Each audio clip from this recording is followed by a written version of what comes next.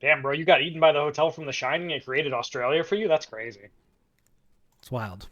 It's wild. Listen, It's did I ever tell you the also story about go ahead. Kira and I go visiting the hotel from The Shining? I don't know. But wait a second. Because it's also episode 316 of The Platformers, a show about games and nerd culture. And I'm your host, Brian Barnett. I have forgotten to come up with a bit, Chris Cornelise. Yo, I'm Will Berger. What's up? What it is, what it was, what it shall be. I'm back, baby. He is back. He's been gone a very long time. We He's are back in pod live. form. We are liquored up, ready to talk about games. And boy, do I have a new rig to talk about, because yay, new PC. Yay! New PC. It's only been like 2 years of waiting before I could finally get this damn thing assembled, and let me tell you, it's godlike. It's Yo, I haven't hit anything that I haven't been able to run at 60, at high settings. And it's like, good. This is how it should be. Yeah, new PC day is always a good day. Mm-hmm. Anything I can't run very well, that's a fault of the developers, not my PC. Yeah.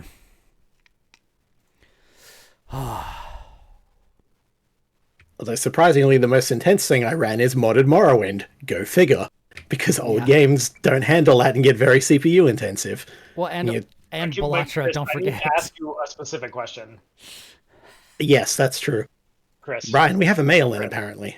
Chris, yes, we do. Chris. Wait. I have to ask you a question about the computer. Okay. Oh, yep. Can it run Crysis? Haven't tested. You know what you must do. I know what I must do. I have to run Crysis. I'll bet you it can run Crysis, though. I'll bet you it can run it easily. No, but nothing can actually run Crysis because of the way it's designed. It's not well optimized. No, it was designed for single CPU core or single core CPUs because Crytek was like, that's going to be the future, and they were wrong. And so everybody was like, oh, well, I guess that's what we're doing. And then they did it, and it was like, oh, well, that's not the case. So it doesn't, like, you can't run it, which is why it's such a great bit.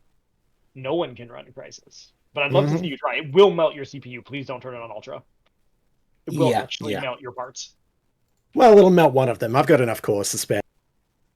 And some very good fans for it.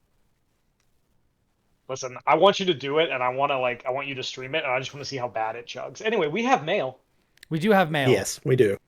See, I remembered. You remembered. We do have mail.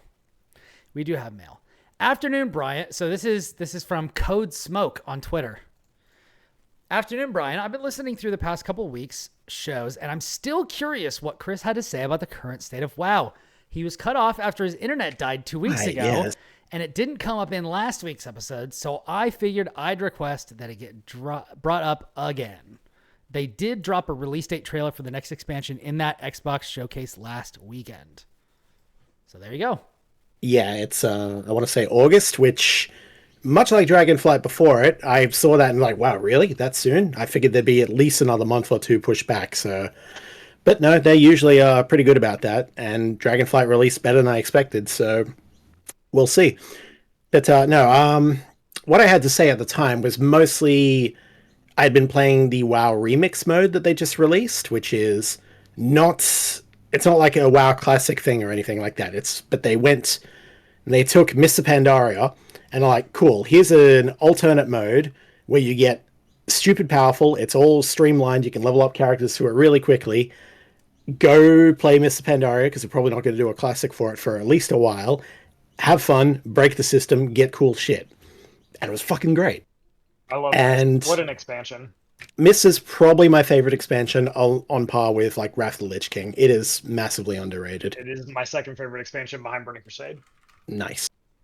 And that comes in third. So yeah. And then Dragonflight is right up there with those three. So yeah, I think the only place you and I differ is on Wrath. I think Wrath is trash. Fair enough. And I love Wrath, so Wrath is my favorite expansion. I'm not doing this to dunk on you guys. Like, no, it's fine. I understand. Who gave us nice mail? The reason that, like, because I'm here every now and then. I'm trying to be here more often. And we love that. Why does this person not like Wrath? And you have to understand, like, I was in a guild that was like top 1% in the world during BC. Like I was geared up. We were doing Sunwell. Like we were good, you know, like we were good. And going into Wrath and having like basically none of that matter, right? Like I mean, the crazy thing was like into vanilla into BC, that was just not the case. You could tank everything up to tier 5 with Thunder Fury, and we had people who did it. Yeah. Like none of your gear mattered coming into Wrath. The leveling experience was terrible. You still had Like, people in that expansion like going back and doing the Thunder Fury quest. yeah, Because it was you could still tank 5 better. with it. Yeah, it was still awesome. So like coming out of BC where you like had all these cool weapons and like all this cool gear, and it was just like, yeah, none of that mattered. And the leveling experience is miserable. And it was just lousy. And then like the raids weren't even good for a long time, and until like Ulduar. So I'm not a fan of Wrath of the Lich King. Also, Now, let me before we go off on this, I do want to say the reason Wrath of the Lich King is my favorite WoW expansion is because I am a Death Knight mark. Like that is why it is. BC And Death Knights have never been as good as they were at launch ever since. Yeah, and I mean, they even changed the entire way that the talent trees for all of those things worked. Like, you used to be able to do what you wanted as like, you could be a tanky Frost Death Knight. You could be like... Tank Frost, my beloved. Yeah, like, you could be... Now, I was always Unholy. wasn't Always. Frost like the initial... Yeah, it was... Frost was the initial tank spec, right? I'm not crazy for that. Yeah. So the idea was you could just flip the switch on your presence, and then anything could tank. Yeah. Most people gravitated towards Frost because it had more of the defensive stuff. Well, and it had better that was AoE, needed at the time. So like your threat generation was like really high. So yeah, but I always went Unholy just for like, I like having minions, and that was ghouls, Army of the Dead, all that sort of stuff. Anyways, I love Arthas and Arthas's story, and I love Death Knight. So when they added it, the Death Knight became my main, and I was our guild's off tank, because at that point Death Knights weren't quite sturdy enough to be able to be main tanks yet. They got there eventually, but after things switched up and they did blood and all that sort of stuff. But objectively, Burning Crusade is a better expansion. I'm just saying Wrath is my favorite, even though I did not like... Literally, the only raid I like is Ice Crown. Like, literally, that's the only one I like. I don't like any of the other ones. I didn't even like Ulduar. You're not talking shit to Ulduar in my face, are you? Come on. Come on. No, not me, Chris. Not me. I know you're good. I know you're good. Brian. I don't like it because of the aesthetic. I hate all of the Titan aesthetic stuff. I think it just looks rubbish. I don't like it. That's a personal preference thing. Brian Burnett. That is 100% on me. That is nothing against it. It is just, like I was saying right now, like BC is a better expansion. There are other expansions that are better. I think Legion is better on the whole than Wrath. Like, I think Legion is an all-timer WoW expansion. I think if I had to say what is the best expansion, I would probably say Legion, but Wrath is probably still my favorite because it just hit me at just the right time. But yeah, that is the reason. Like, I'm not holding up this isn't one of those. This is a critic heart pick, this is a heart pick, not a critic pick. Like, I'm not saying Wrath is the best expansion. I'm just saying it's my favorite.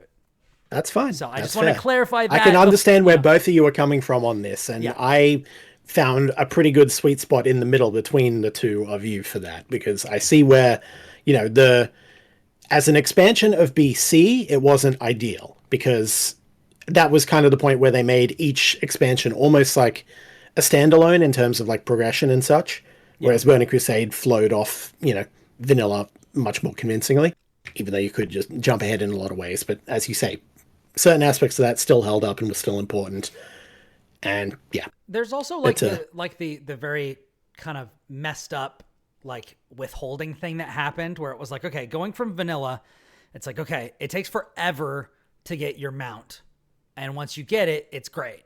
And then when BC came out, it's like, okay, so I've got my mount, maybe I have epic ride speed, but towards the end of BC, you get your flying mount. And it's like, all right, now we're cooking. I'm going to go up to the freaking Blades Edge Mountains. I'm going to fly over, the swamps and all that sort of stuff. And then Wrath comes out, and it's like, all right, so we're going to take that away. And that felt terrible. Yeah, it really did. Yeah. which is why they've stopped doing that. Like, Yeah. finally, because they, for the longest time, they kept trying to just outright delete flying. They're just like, no, we resent this. We think this was a We're mistake. angry that you can have fun.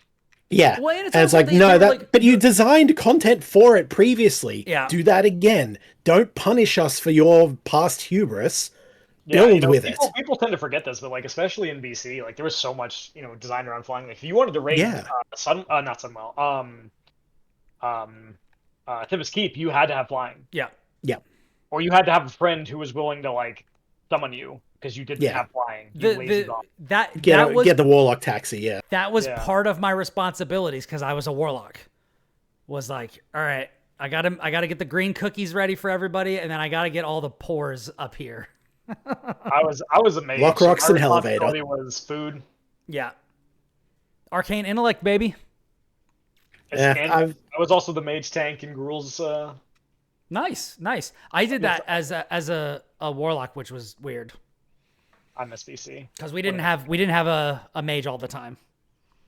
I was so sad because I didn't play like classic BC because I figured they would just leave the servers alone and I would just come in a little bit later when I had more free time. And then they were like, "No, it's Wrath now," and I was like, "Cool, you went from my favorite expansion to my least favorite expansion."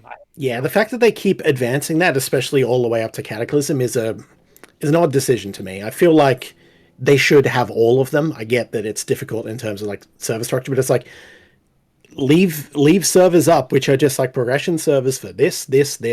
Have them, cycle or reset every so often if you must, but like Yeah. just don't keep moving all of them because a lot of people are just like, cool, I'm done. I don't care. Cataclysm is when it wasn't good or Wrath wasn't good. Like, It's like, yeah. So I'll just play like classic, I guess, if I ever go back to like not retail, But I think it's lousy. I think I want to get my Scarab Lord title, and then I'm just gonna chill in Orgrimmar. yeah, like Just vibe. we're just vibing out here, and it is what it is. Also, do you guys like My Pretty Flowers? I think great. They're nice. They are pretty. They're very awesome. Kira made those, and I was like, "Good job, wife. Good job, Delightful. wife. Good job, wife." But yeah, if I might get back to the original question, I suppose. The current state of WoW I think is pretty good. Dragonflight is generally a success, pretty much top to bottom, barring Dawn of the Infinite. Didn't like that. Long story. But everything else about it is just like it's shown a much better focus on actually listening to players, giving us stuff, being more rewarding rather than punitive, and making a lot of it just like it's optional, but it's like here are things that you can do and enjoy yourself, but you don't need to do it. You don't need to go on any of the compulsory grinds. You don't. It's just much more open. It's like you can play if you want. You can pick and choose your battles. You don't have to do all this stuff. You're not sitting there, grinding out your artifact weapon or whatever it was for however long, doing Torghast runs or bullshit. Mhm. So it's like, it's in a good place, and I hope that continues into War Within. So far, Alpha looks promising. I'm curious to see how the whole plot thing is going, given that they're moving into more of a they're taking a lot out of FF14's book in terms of like focus on characters and general longer, larger, more focused story expansions, I guess. Just the whole thing is they announced 3 expansions at the last BlizzCon instead of 1 and said, there's going to be a continuous story through them. I'm like, cool, let's see how it goes. You probably can't do any worse than Endwalker. Though Shadowlands was right up there. I don't think you're going to do that again. I need to go back to Dragonflight and speedrun the content before it hits. It's worth doing. I believe it. I'm jealous of you, man, because you have like a guild you can raid with, and I miss those days. I probably am too busy for that, but You are. I'm not even probably. Yeah. I am I mean, at the moment, a lot of it is just raid logging because we're at the point. It's like we knocked out the normals. We didn't want to do heroics for the season 4, so I've got a group that I do Mythic Plus progression with, and we're pushing pretty hard on that this season as hard as we can. But other than that, it's like we just do what we can. So shout outs to I would shout outs join to my the guild, but I'm guessing they're all Australians, which is unfortunate. Actually, no. I play on a US server. I play on an RP server, hell, because that's where I came from. And it's just like, All right, but, you and I need to talk after this cast is over. We do, yes. They're a bunch of weirdos, and I love them. Shout out to Casually Pretending. I'm gonna be honest with you. I'm not gonna RP, but like, if they can That's get fine. past that, I don't even do that much these days, but it's just what I'm used to and where I came from, where all my characters are. I'm So gonna role play as a shit poster. Role play. Uh, I believe it. the idea is you be something different. Will, come on, but I like what I am. valid. Is it though? Where's your sense of Sure. self-loathing, Will? I abandoned that. Hmm. Oh wow. That's a good thing to do. How very I I got enough good of you. capital. I got enough capital G gamers to do that for me. I don't need to loathe Yeah, myself. I don't need to listen. I got people on the internet willing to tell me how bad I am at my job, how I can't write, how I should be like the victim of a jihad. Like You've had I've people got say that? yes. Um I don't doubt that, which is both terrifying and sad. Like, ugh. yeah. Hilarious, but terrifying and sad. Yeah, and then be like, I didn't send death. Like I didn't threaten this person's life. It's like, literally, motherfucker, you literally did. Like Here's the receipt. like I don't care. Like you're all bitches and you're not gonna do anything. Like come on, I listen, man. If you want to fight me, you'll come fight me. But like show up armed. But otherwise, be quiet, right? Like come on. If But you come at anyway, the king, you best not miss. yo, I'm rewatching The Wire actually. So I need to get around to it. I really do. and see that's funny because that's a quote from The Wire. But it's it's transcended. It's ubiquitous at this point. But I fully believe it. No, it's literally a quote from The Wire. I'm not making that up. Neat. But yeah, man, The Wire is great. The Wire is so great. Listen, I'm gonna, children, if you have not seen The Wow. Wire, watch Okay, The Wire. it's Will o'clock. Everybody Yeah. set your watches. How many Listen, minutes yeah. was it? It was 17 whole minutes into this episode Before we before got The Will Wire. mentioned The Wire. I did not bring it up. Chris I quoted did. it, I quoted it. I fully bear this one. and I was just like, "Wow, I'm rewatching that. It's a great TV show. You should watch it." I didn't even get it any crazy. I just said, "Watch The Wire, man." Like, no. Yeah, that's pretty low on the terms of criticism and recommendations we can give. So yeah, watch it. It's because I cut him off. Just absolute rudeness over here from our host. Speaking of rudeness Speaking of you being rude, and things that people should watch, I brought up Black Sails to the wife, so I believe we are going to begin watching it. She figured out that one of the characters that's in it, who I believe is the woman who owns the bar, was just in like some big threesome in Bridgerton. yep, that is the same actress. Yeah. She's just substantially younger in Black Sails. Because that show's like 10 years old. Yep. Yeah, I So gotta anyways, watch that as well. There's a fun little tie-in. Been watching Bridgerton season 3. So if you were, I made a joke to Kira and I was like, it's that old saying about women won't watch porn, but they'll read it. I guess that's not true, huh? And she's like, listen, we'll watch anything when it has like lace and nice dresses. Mm-hmm. So, she said it, not me. Here's the thing you need to do.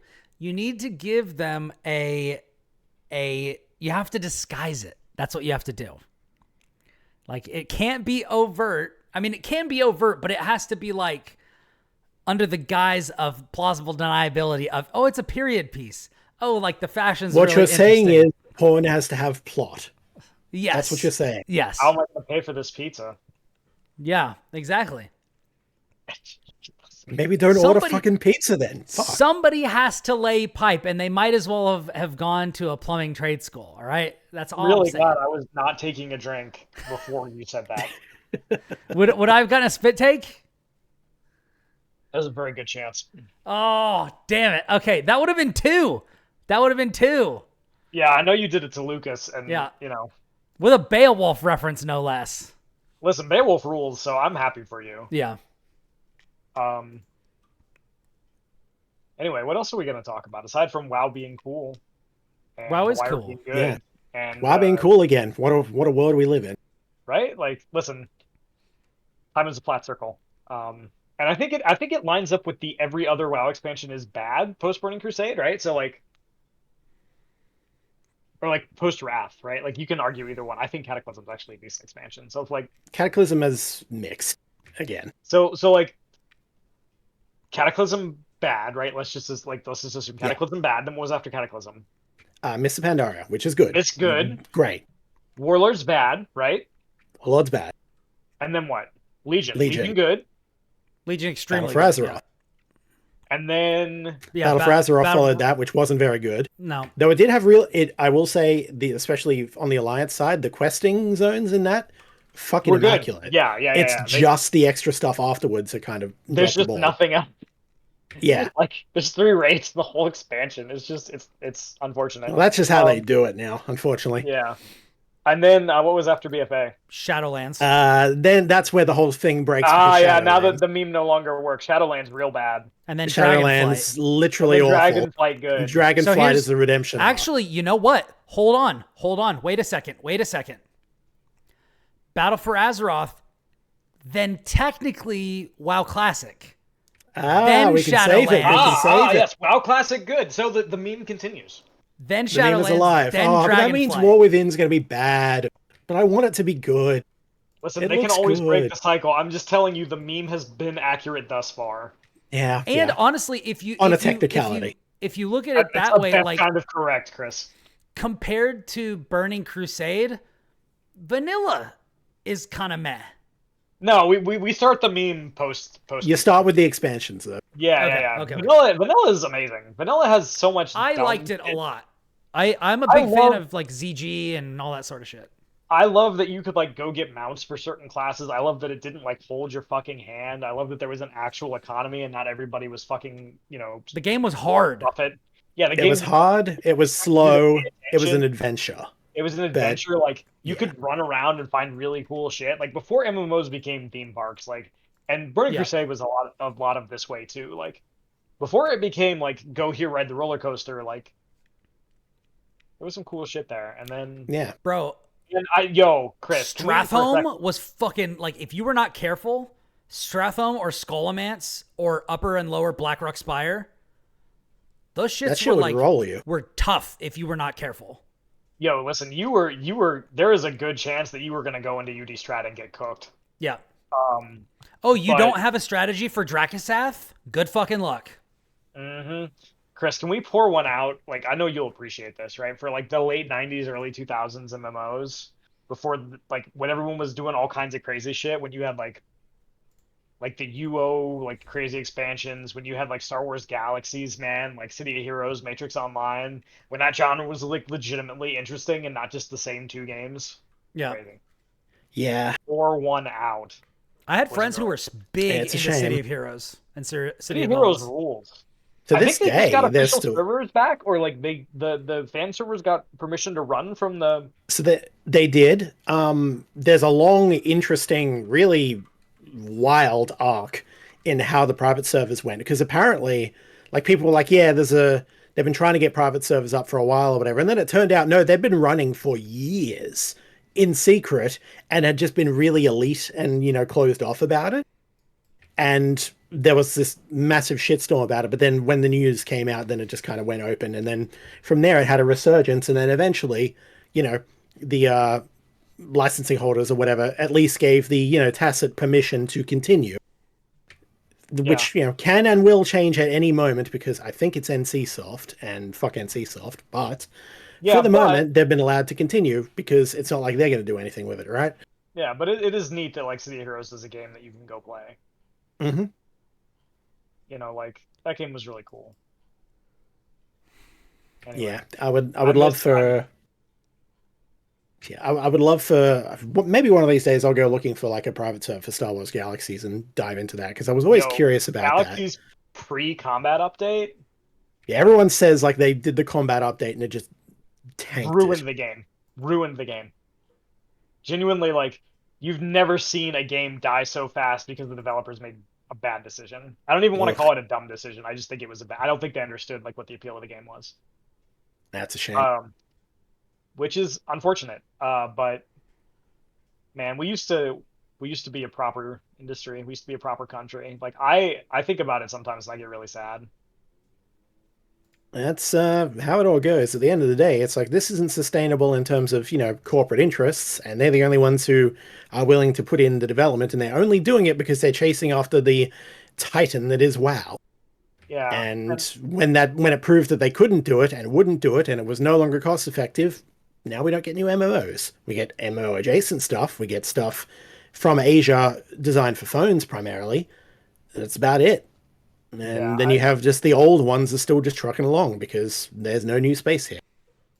yeah, I there was a thing that went around recently on a Discord server that I'm on where people were talking about, people think like the best era was like when they were kids, and like I guess that's what this sounds like, but I think for me it was more that I don't want to like I'm not a nostalgia pander. I think a lot of stuff like from that era, if you look at it today, is frankly not very good because it frankly was Yeah. never very good. Yeah. But in the And context of the time, there was nothing else quite like it. yeah, and the other thing I think was that like things were really different. Like like we live in an era where things are very homogenized and like every shooter Fast controls and the cheap. same. Like every map on a shooter is a fucking circle. Like if it's not a circle, it's like the fucking League of Legends 3 lane bullshit. Like it's all very like we figured out things that work, and because we figured out things that work, we just stopped doing new things. And I get it, AAA development's really expensive and it's hard, but it's also just really lousy that we just don't see new stuff anymore.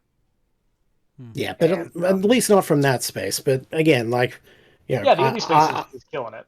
the indie space is killing it, even if, there's a few genres they graduate towards, which makes sense because for many of the teams, that's the best they can manage in terms of like scope and, vision and everything. And like making a replayable roguelike is a good way to, actually keep you working and get stuff done on a relatively small development, like budget and scale, I suppose. Like new worlds, new levels, etc. That's hard, but adding new items, randomizers, modifiers, etc. That's more doable.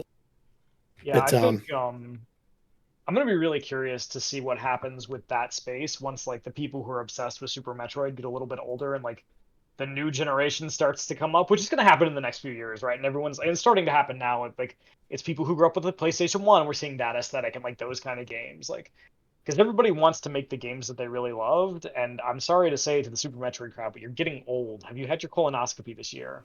Um, like have you done stretches this morning? Are but you here's the using funny face thing cream? about that. Most games that are inspired by Super Metroid end up missing the point of Super Metroid. They end up more like the other Metroid games or other things like that. But Super Metroid is, the goat because it nails the vibe, the atmosphere. Yeah, yeah, you sit back and bask, Brian. I'm pandering to you here right now. Yes, But but Brian, have again, you had your colonoscopy? I'm concerned about you, brother. I gave myself one this morning. Don't worry about it. great, love to hear it. That's yeah. So the thing about Super Things Metroid you do not want to is hear your friends say. Anyway, that's why I'm just trying to move it forward. Just don't draw attention to it. Ask stupid uh, questions, get stupid answers. it's not a stupid question. I'm worried about your health. How dare you? But yeah, most games that ape Super Metroid don't get Super Metroid and kind of lose out on like the sense of being lost of the atmosphere and oppression of that place because that's what carries that. Like the other Metroid games, none of them, not even the best ones, quite nail that same thing. The only other game I felt that ever comes quite close to that is Hollow Knight, but plenty of Yeah. other Metroidvanias has kind of missed that point entirely. I think it's also one of those things where it's like that's just a really common thing, right? Where people don't understand why games work. Like you look at like every Even games they like, even games that they wanted to have inspire them. yeah, like you look at like the first person shooter market like post Halo 1, right? Like everything had fucking regenerating health. And you go back and you're like, there's a very specific reason this game has that. It's built into the fiction. It's built into the like every aspect of the gameplay revolves around this. Yeah. Projectiles are slow. They're not hit scan. By and large, you can dodge them. Your movement speed is relatively quick for a console shooter. Like all these things are designed around having regenerating health. And then Call of Duty was like, what if we did that too? And your game It design made doesn't work for that. it made very little sense when yeah, which is why you have all the memes about the strawberry jam in your eye. What is it? bloody screen so real. Way back from the Bulletstorm like ad making fun of Call of Duty. Hmm. Uh, which man, I wish we got games that made fun of Call of Duty in in the modern era. But Nowadays, Call of Duty makes fun of itself, so it's good enough. well, it's past the point of parody, right? It's just Hmm. It's like it's modern become American politics. it's become so big and so Corporate. not even that. I was gonna say, Have you seen the Warzone updates and the I don't pay crossovers attention and to that. It's fucking, become ubiquitous, right? Nicki It's Minaj is everywhere. in there. among other It, things? It's just they're it's trying to be it's Fortnite. yeah, it's the Fortnite thing where we don't really have new ideas anymore. We're just making Ready Player One, which makes me want to kill myself. But you know, everything is Ready Player One now, and nobody seems to Have have. your own identity. Yeah, Stick please, to it. please, Do please not do put your own Porsche in thing. Like, Overwatch 2, you fucks. it's why I'm glad when certain series will just be, of the mindset that we're not gonna do guest characters like in our fighting games or in our shooter or whatever. We are gonna do our own stuff, and if you don't like it, like sorry, it's just the way it is. Yeah. This is our thing. We're gonna do it our way. I respect the hell out of that. Yeah. Especially We when guest characters themselves were a novelty that was pretty much localized entirely to Soul Calibur at the time. Yeah, yeah. or you'd have like a fun crossover, right? Like this Or like a Capcom whole game character. dedicated to a crossover, as Yeah. was the style at the time. Yeah, Marvel versus Capcom, or like this Darkstalkers character is going to appear in this other Capcom fighting game. I don't think that ever happened, but Yeah. maybe it did. It's been a while, but yeah, I miss that stuff. We meme, but like I don't want Goku to be in Guilty Gear. I don't ever want Goku to be in Guilty. I don't Yeah, want I guest no. characters to be in Guilty Gear ever. I want Let Goku Guilty to Gear be Guilty Gear. I want Goku I to don't be even in want Blazblade Smash characters in Brothers. there.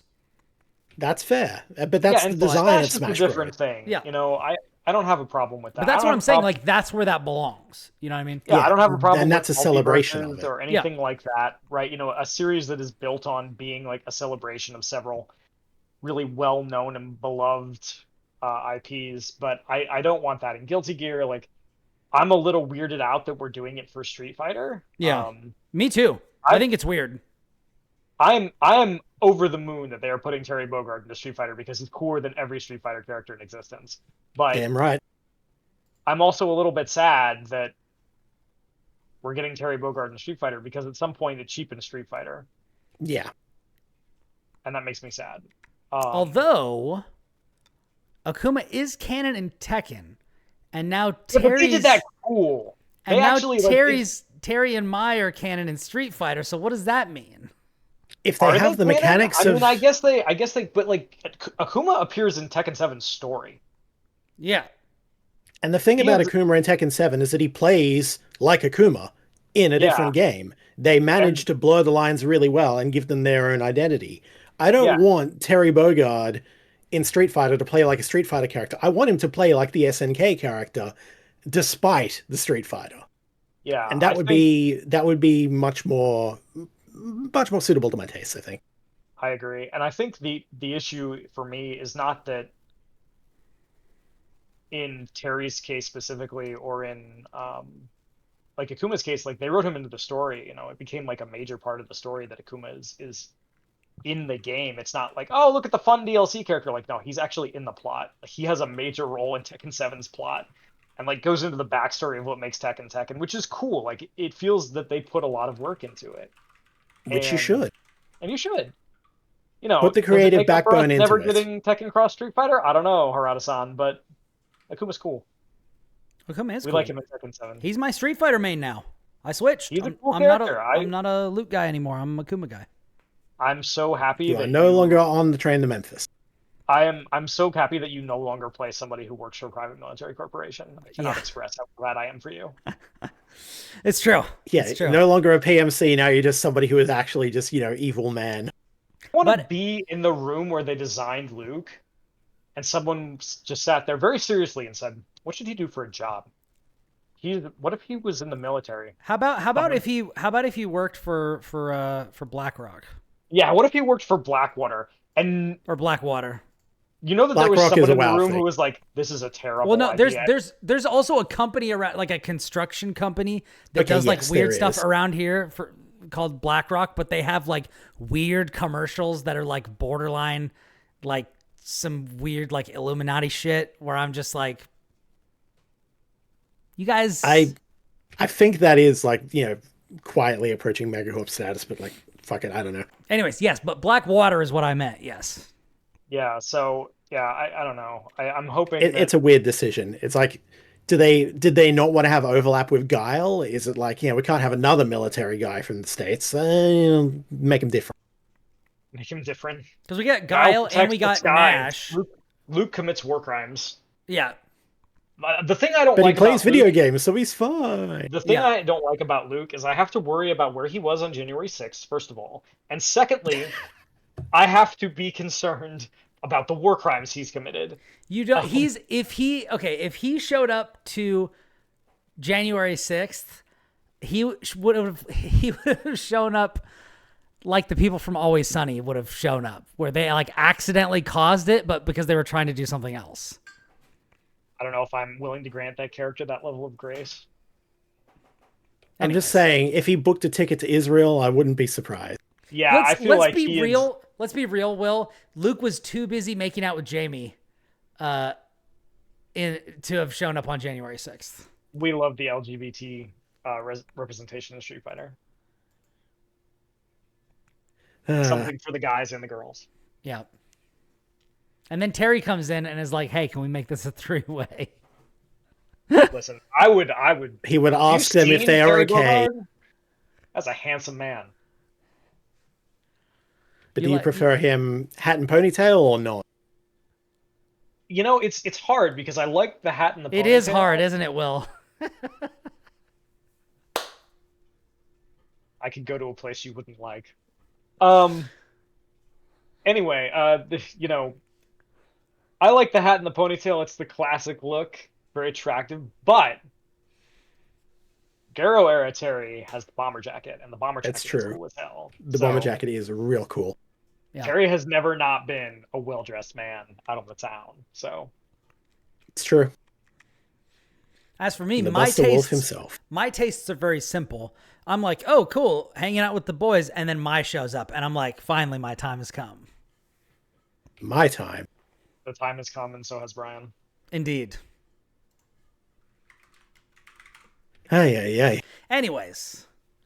I'm so sorry to the listeners who have not heard me on this podcast before, and now they're just getting a taste of it. I apologize. Oh, look, trust me, it doesn't matter who's on. This is the kind of shit we do. You guys are carrying on my legacy. I'm so proud of you. Yeah, don't worry. The degeneracy continues, much to Lucas's chagrin. That's why I do it. Lucas is literally why I do it. Lucas is an honorary degenerate at this point. Listen, Lucas has gone drinking with me. He has heard all kinds of deranged things. I believe it. Yeah. I've been drinking with Will many times, and we roomed together, so you can imagine the shit that I've heard. Yeah, that's true. Yeah. And seen. I'll leave that for you, you wonderful listeners to imagine. But you had a good time, don't lie. Oh, I would never lie to the people. All right. I know that. Let's talk about something else. Should we talk about video games? We have been talking. This time we have been talking about video games and not just tangents. It's just not the video games we've been playing this week. So yeah. We're 40 minutes into the show. Let's finally talk about some games. Damn. Again, we talked about WoW. We talked about Street Fighter. It's been fine. It's fine. We talked about Tekken. We talked about Fatal Fury. It's true. We did. We talked about threesomes. It's all fine. It's all gaming. It's all fine. It's all gaming. All right. So I've been playing. Okay, you know what? Will, since you haven't been back in a while, I'm going to let you choose. I can talk about a new game that I've played a little bit, or I can talk about an old game that I've played a lot more of. Go where your heart takes you, Brian. Where does my heart take me? All right. What is your heart desire? I'm gonna go where my heart takes me because yesterday was Father's Day, and so I'm gonna go to the platformer's resident dad. Yes, I'm gonna go to where my heart takes me, which is with my daughter, who was running around pretending to be a character from this game. So I have been a friend of the show and Former co-host.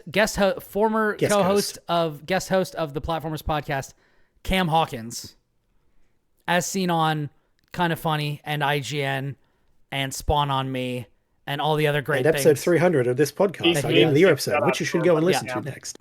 Yeah. We love Cam. One of the bestest boys in the entire industry. So he saw that I got a Steam Deck and I was playing all these games on it. And he was like, hey, why aren't you playing The Legend of Heroes Trails in the Sky? That's a perfect Steam Deck game. And I'm like, I don't own it. And he's like, hold my beer. Hold my beer. He's like, I will fix this for you. And he bought it for me. And after a couple of slow starts, I found out where the fast forward button is on this game. And we off to the races. So I am about 7 hours into Trails in the Sky, which is, I think, further than I got in. It might actually be about the same or further than I got into Trails to Azure. From Zero or Azure? Azure. Okay. Because I played Zero. So we went all the way back to the beginning of the series. Estelle Bright, Joshua Bright, Sherazard. You know, that's where I'm at. I'm gonna have to, I brought something up. I just remembered something I'm gonna have to talk about. But we're talking about this. My little girl is running around. She's like, I'm Estelle. All right, Joshua, come with me. And she'll like run around the house. And because we're in a party, I just run along behind her. And then she'll call out, oh, it's a Halo mole, which is a real enemy in that game. She'll be like, do Aqua Bleed on it. And I'm like, okay. Like, she's very clearly like been watching me, been enjoying it. She's like, who is this? I'm like, that's Sherazard. Who is this? Oh, their mama and dada is this? I want to see them. So like, I've been showing her around the world. I've been running around doing all sorts of stuff. Completed a bunch of quests, went to Bose, solving some mysteries, had a run-in with the military, fought some sky pirates, having a good time. One thing I will say is I just got to a place and I was really feeling it. And there's this character and he started flirting with Sherazard and then he started flirting with Joshua. And I know this character.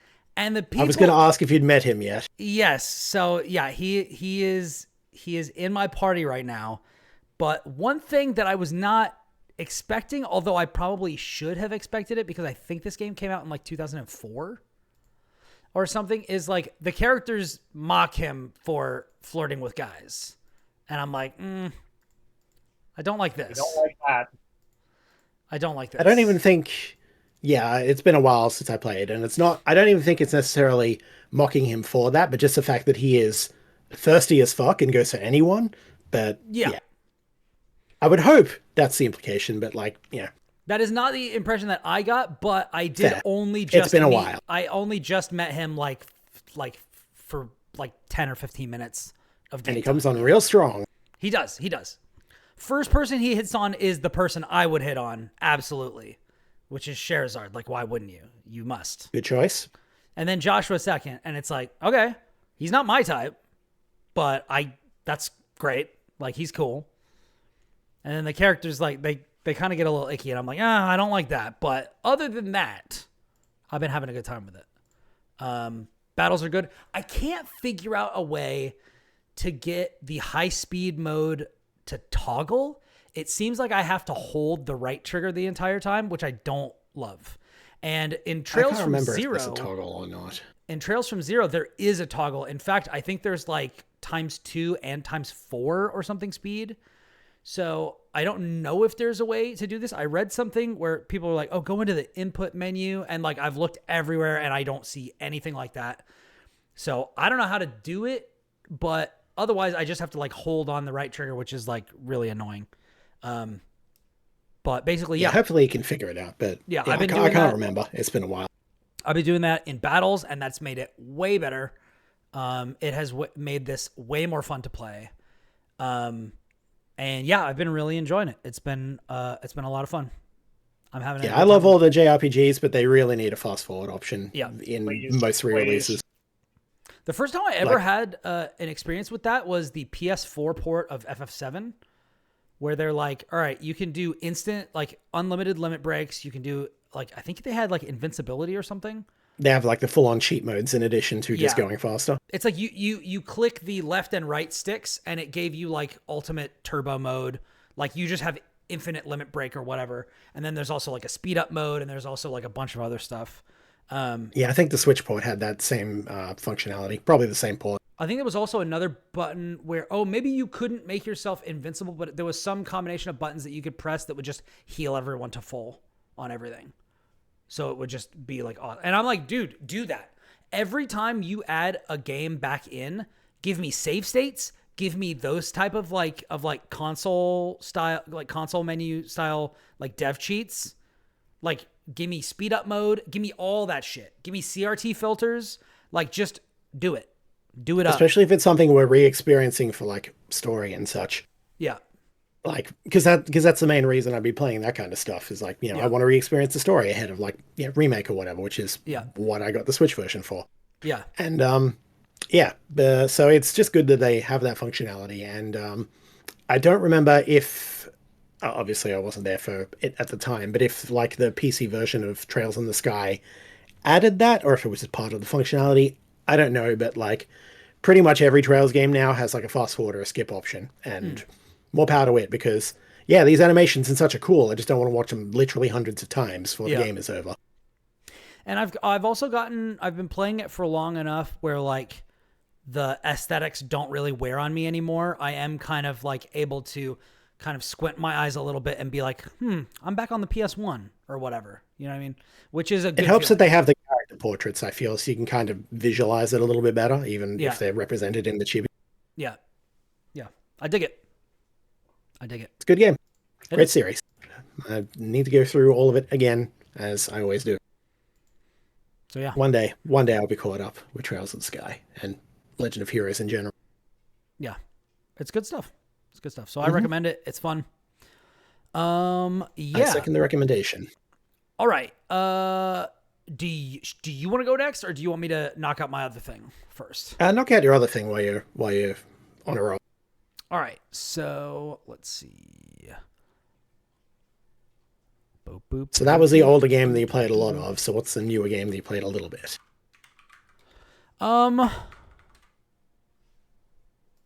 The new game that I've been playing is 1000X Resist. 1000X Resist. Never heard of it. So this game, I got a key for it. Thank you very much. And one of the things that first grabbed me is let me pull this up real quick. So this is available on PC. It's available on, let's see, I think it was part of the Indie Horror Showcase. It's by Sunset Visitor and published by Fellow Traveler. So, so basically the premise is, you live underground and overwhelmingly positive. Interesting. Yeah, you live underground and basically aliens touch down. It's kind of like War of the Worlds, but reversed. So aliens landed, they just showed up one day, and then human beings in the world got this disease, and basically everybody died. With very few exceptions. And so it is about, it's about what happens. It's about, the kind of society that has sprung up from that and kind of been led forward from there, and the truth behind it. And yeah, I don't really want to say a whole lot more just now, just because I am Early days. Yeah, I'm like an hour and a half in. But I really like it. Looks like it has an interesting visual style. I dug it up on Steam. Yeah. Yeah, it runs really well on Steam Deck. Let me see where else it is. Yeah, first thing, it's just like overwhelmingly positive on Steam. It's like, you don't see that too often. So apparently it's well liked. Came out in April, May, something like that. Okay, it's also on Switch. Neat. Yeah. That may be where I end up playing it then by the look of it. If I Apparently, tackle it. I have so many games to play. yeah, it was nominated for 3 IGF awards. So that's neat. Good stuff. But yeah, I don't want to really go into it. One thing that I will say is that the game is not what I was expecting. I was expecting there to be not going in knowing anything other than this game looks interesting. I was expecting there to be combat. So far I haven't had any. It's just been exploration. It has been finding things. This game takes place, well, just to bring you up to speed, I'm talking about 1000X Resist right now. I've had my headphones on the whole time. Oh, cool. Gotcha. So one of the things I was talking to Will about this the other night, one of the things that I really like about it so far is the way that it handles conversation between characters. There is a lot of like kind of noun soup going on. Like the aliens are called occupants. The main character's name is Watcher. There's another character called Fixer. Basically, at this point in human history, names as anything other than an indicator of what you do have kind of passed away. So the name of something is the function. So as your character kind of explores and looks back on the way that the world used to be, they have a robotic assistant that kind of serves as an encyclopedia and kind of explains and recontextualizes things that exist in our world now, but for somebody really far in the future. And the way that they do that is not always super interesting, but it is an interesting kind of decentering exercise where if you, in much the same way that comedians do, if you look at some stuff that all of us just accept out of its original context, it can be really surreal. Which I think is that's one of my favorite like mechanisms just in conversation or whatever. Like decentering, I think, is so fascinating. Take something that's usually viewed in a negative context and put it in a positive one for some reason. And I think that this game does a good job of that. It also has one of the main mechanics that you do is traveling back and forth in time, which has a very it can have a very binary approach, at least so far, where like you'll be traveling between the current day and like the first contact day or something. And you'll be in one location. And now everything is a ruins, and so you'll have to move back and forth in time to get around obstacles or to find things or to get extra context for what's going on. And I'm very interested to see what it's doing. It's kind of well established on this show that I'm a big fan of creative and new settings or premises. So that's why Pyre is my favorite Supergiant game, is because it posits a very strange universe. And I really like a very cool one. A very cool one. And then they kind of play with that. And that is what seems to be happening in this game. And I'm really excited to see where it goes. So cool premise, interesting hook so far. Just got to play it a bit more and see where it ends up. Yeah. Yeah. Nice. Well, keep me posted because I'm definitely intrigued. Yeah. It's good stuff. Good stuff. And that is 1000X Resist Yes. for those just tuning in. Yeah. And before that, I was talking about The Legend of Heroes Trails in the Sky. Guy. Hits for short. And that's all I've got for this week. Nice.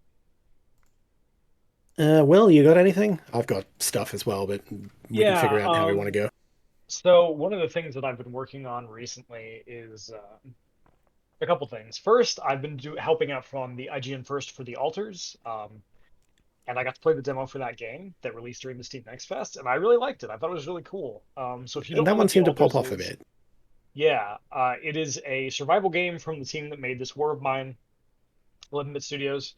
Um, it follows a guy named Yondolsky. He is he's a builder on a mining mission in space. His entire team is killed, lands on this planet, and the sun coming up on this planet will basically just melt you alive. So he's trying to figure out, I got to stay ahead of the sun. I got to get out of here. But he doesn't have anybody who can help him because he's just a miner. So what he discovers this material called rupidium, which allows him to create alternate versions of himself with different skill sets. So one of them is a scientist. One of them didn't go to college, stayed home to take care of his mom, became like a very skilled technician, and so on and so on and so on, right? So you build these alternate versions of yourself, and they help you solve problems, but you also kind of have to manage them because they are people, right? And they're kind of woken up in this very weird world where there's a million Yondolskis running around. So you're trying to manage your resources. You're trying to take care of this big wheelbase that you have that kind of rolls along, and you can build new parts on it. Trying to manage your relationship with your altars. It's a really neat little game. I thought the writing was pretty good. I thought the conceit was really neat, and having gotten to play it after having to kind of do a couple interviews with the dev team, I'm very interested in it. So definitely, if you have a chance to download that demo during the Steam Next Fest, maybe check it out. I don't know if it's still available. I Uh, think the next fest just like wrapped up or is about to wrap up, so you probably yeah, can't I get it think for it too wrapped long. up, but the demo might still be there. It's still there. So play the Sweet, I'll demo have to for the try that. altars. It's a neat little game. Um, and the other thing uh, is I want to talk about very quickly. I have two other things. One of them is I wrote a bunch of guides for the Kingdom Hearts re-release on Steam for Kingdom Hearts 2. So I've been playing a Ah, lot of Hey. yes. Kingdom Hearts 2. So if you go on IGN and you see like the 10 tips and tricks you got to know about Kingdom Hearts 2, that's me.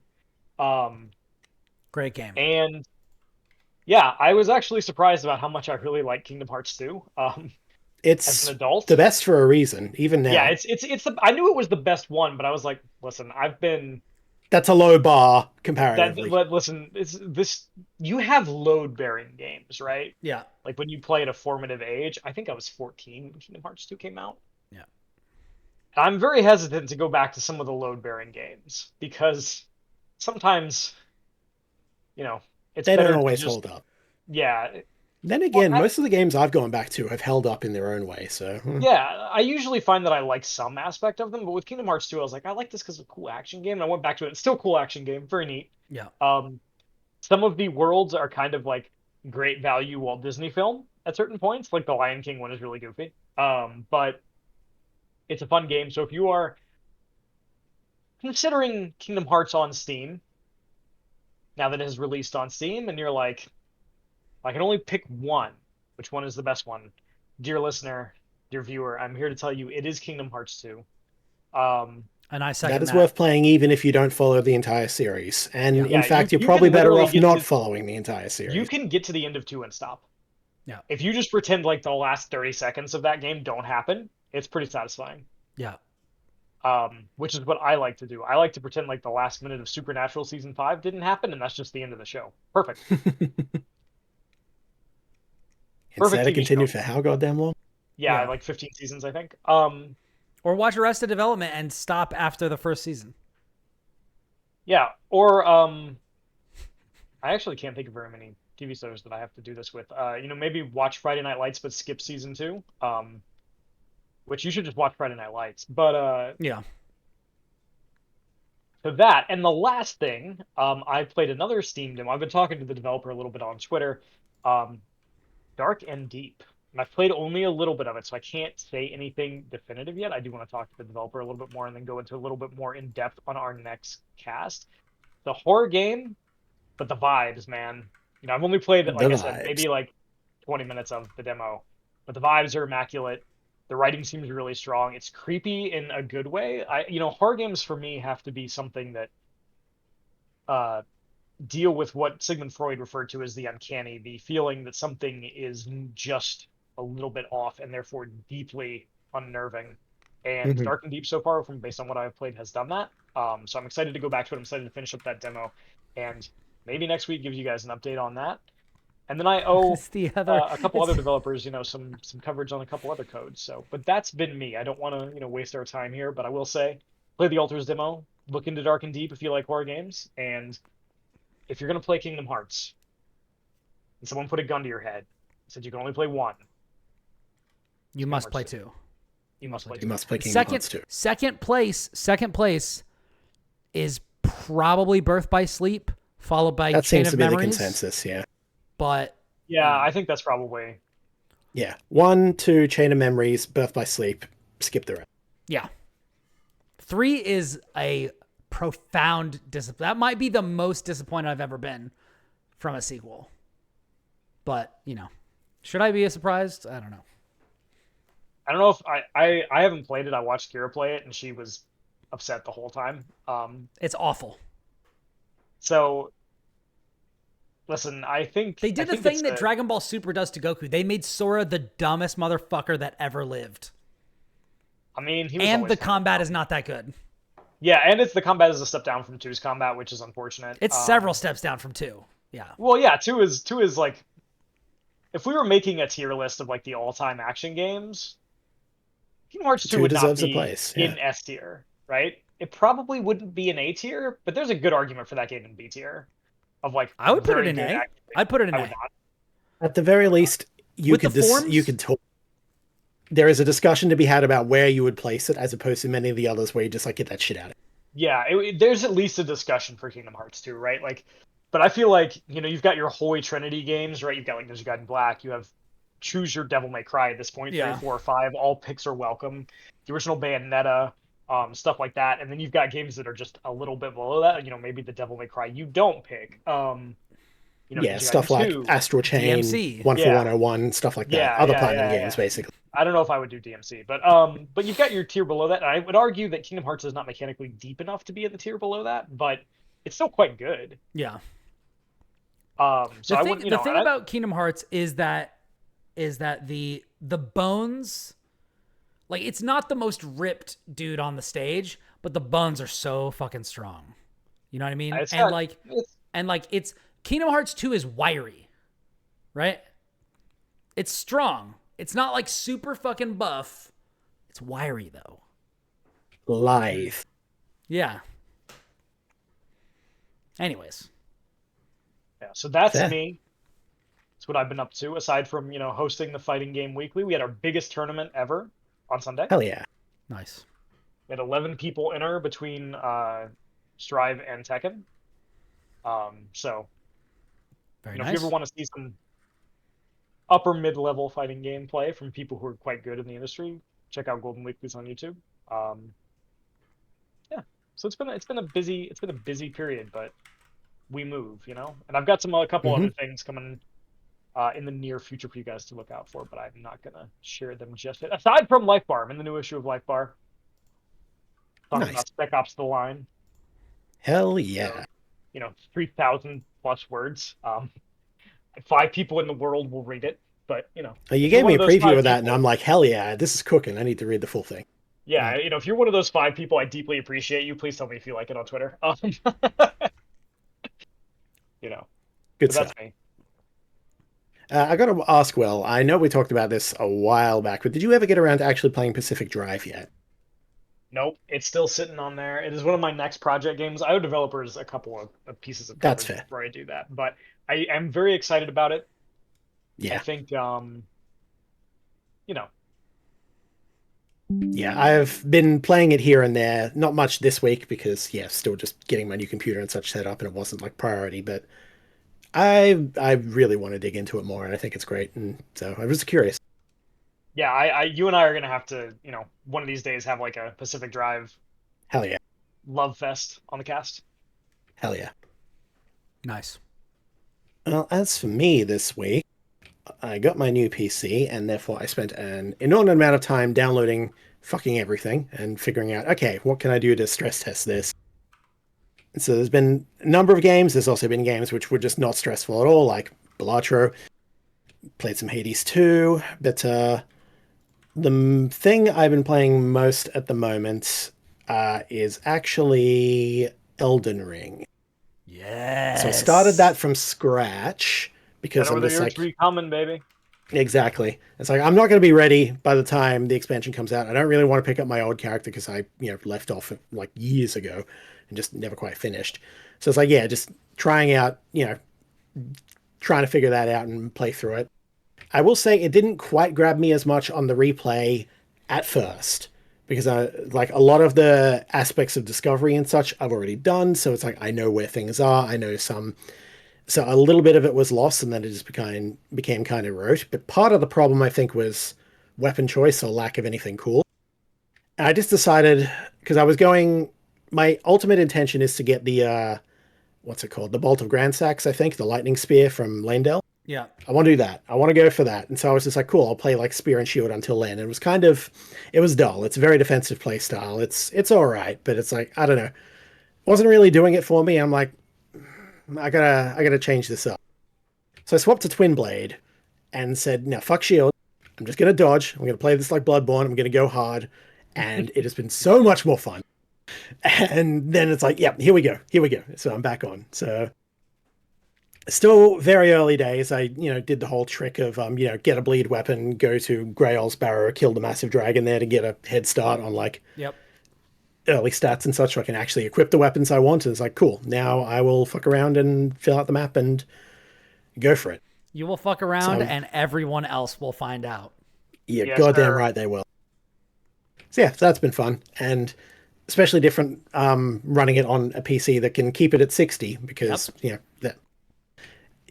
previously not super well optimized and my computer could only like, it was a solid 30, but it was 30 nonetheless. I'm like, yeah, not the same.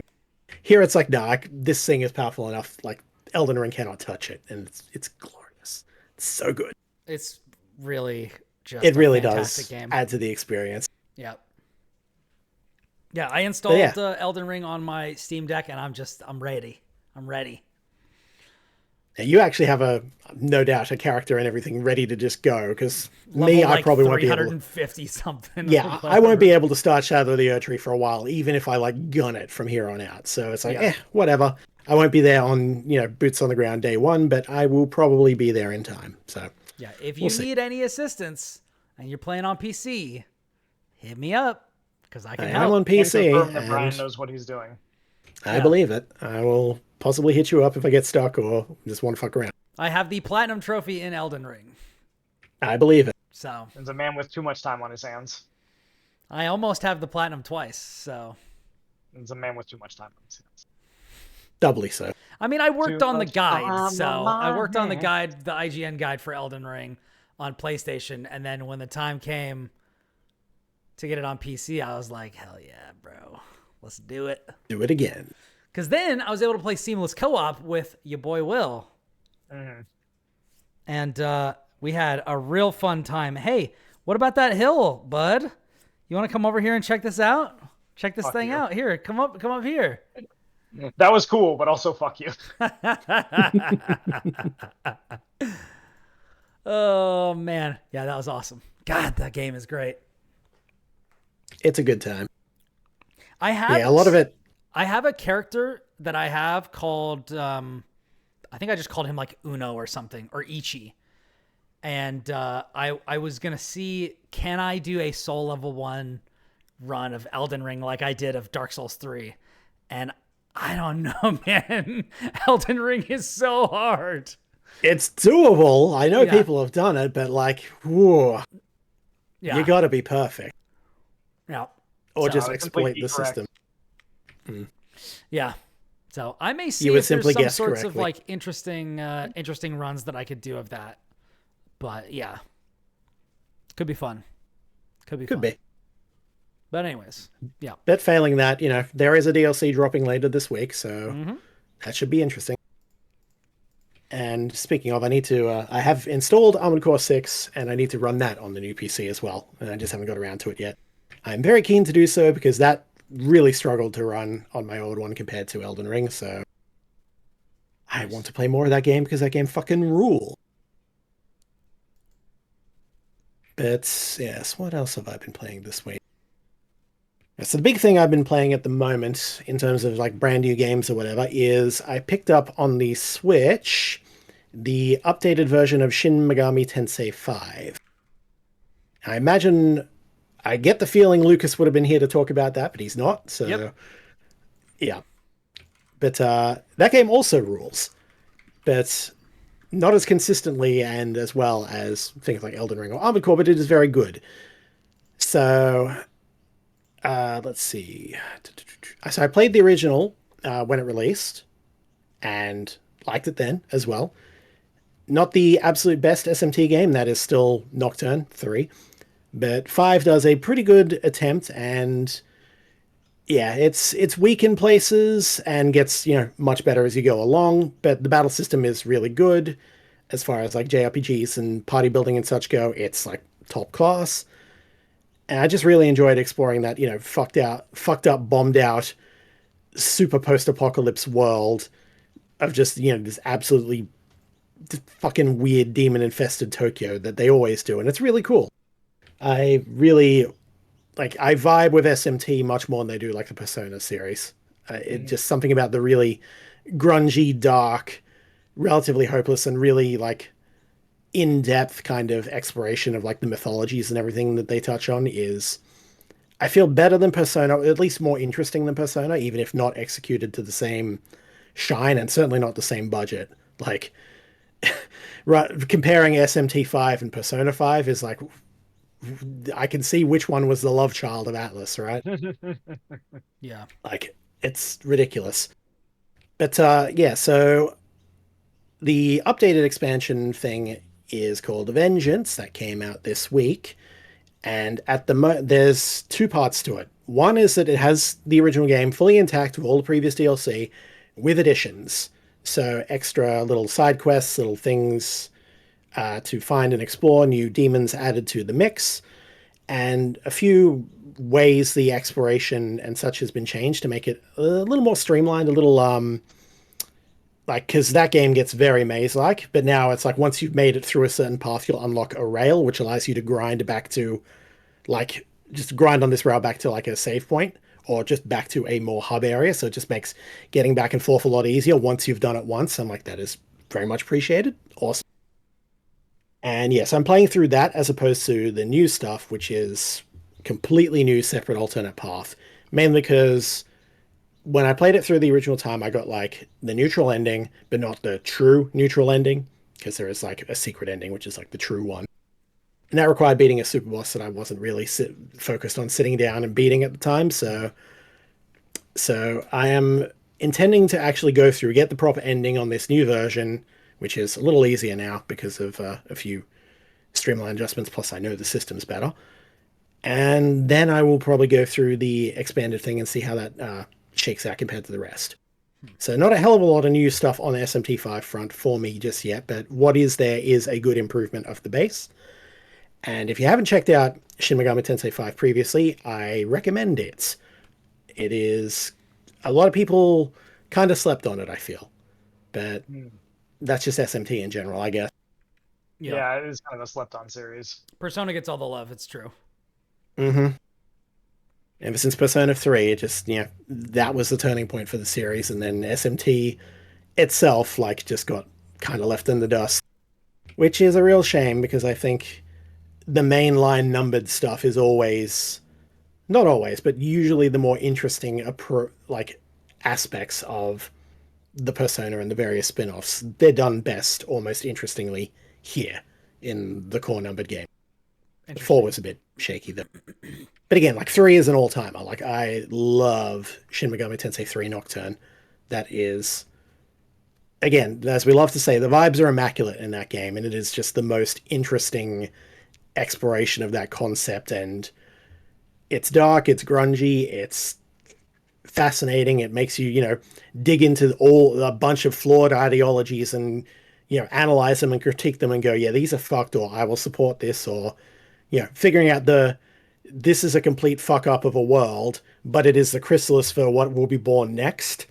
Mhm. Choose. Analyze, consider, choose. Or don't choose.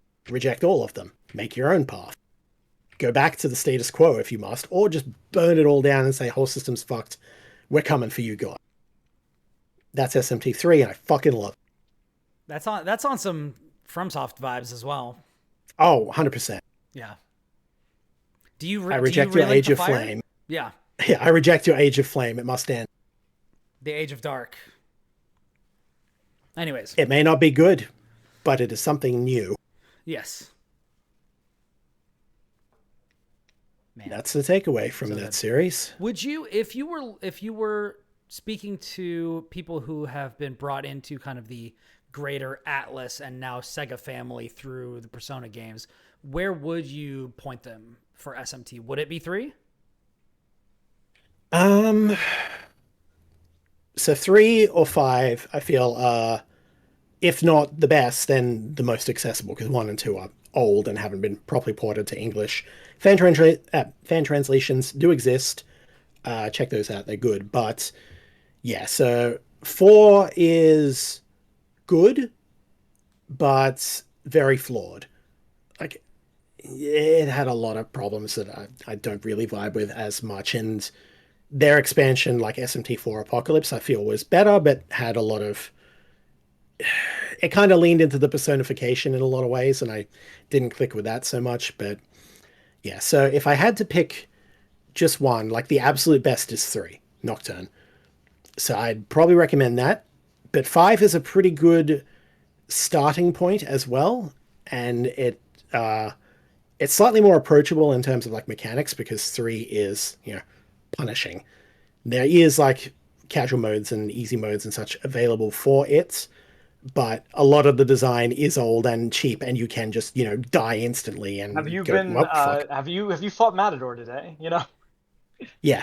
And You then you gonna have learn. you have the wall bosses like Matador, which they brought back in SMT5 as like which is in the DLC and therefore in Vengeance.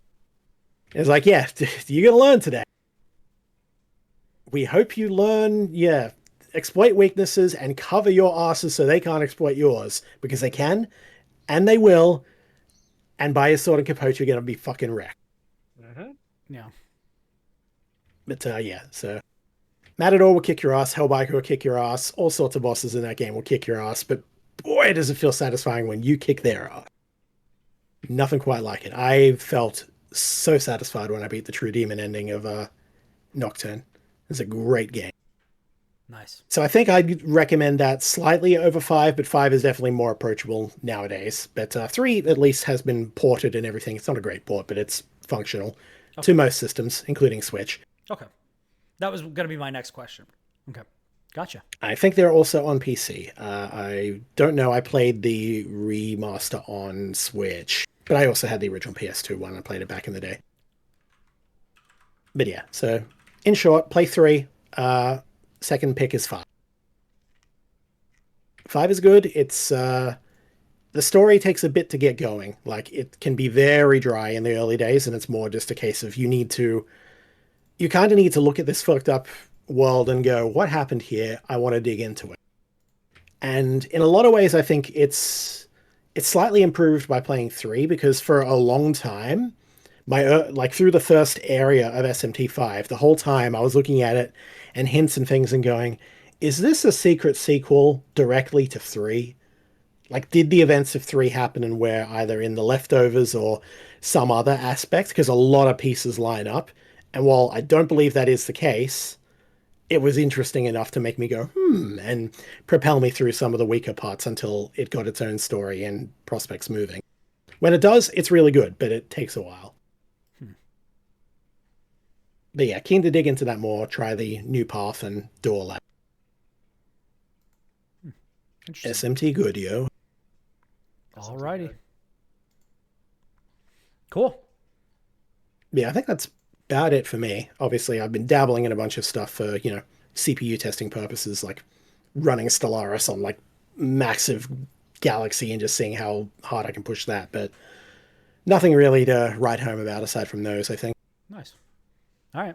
Well, I'm ready to call it if you guys are. Good Yeah. with me. All right. Nice and concise.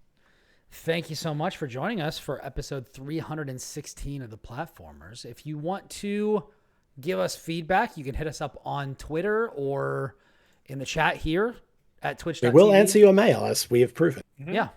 Twitch.tv/RIBNAX, Twitter.com/RIBNAX, which is where you can find me. And you can also find me at Blue Sky and Backlogged at Brian Barnett. VODs also go up on youtube.com/@ribnax. Hit me up if you want to DM me. My DMs are open, I believe, to people who follow me.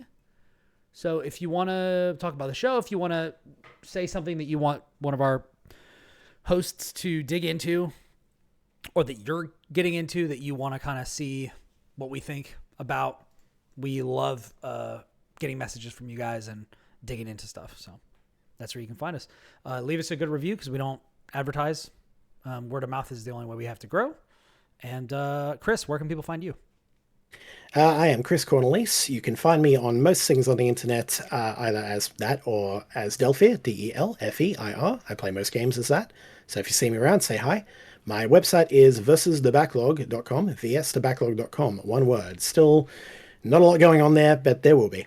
And I'm chipping away at things in the background. Hopefully I'll have more to share soon. How about you, Will? You can find me on Twitter at @ByWillBurger. That's burger with an O, not a U. You can find me on Blue Sky at Edgar Allan Bro. I rarely use it, but I'm gonna try. It's mostly because I keep forgetting to log into it in my phone, and I'm like, I don't remember my password. I don't want to reset my password. You can find me on IGN, but also at Edgar Allan Bro. You can find me on Backlog, although I haven't been good at updating that, mostly because I've been working so much. But same username. And if you ever want to, ask questions about the cast or what's up, please feel free to DM me. My DMs are open. I'm happy to discuss stuff with you, especially if you are like, hey, you want to look at my game? Like, absolutely, man. Yeah. Let's talk. Indeed. All right, everybody. Oh, one more go thing. ahead. And support the next issue of Life Bar, which is coming out soon. Nice. Worth doing. Alrighty, everybody. From everyone here at the Platformers, we hope you have a wonderful week out there. And stay safe. Because until next time, we are out. Peace! Goodbye.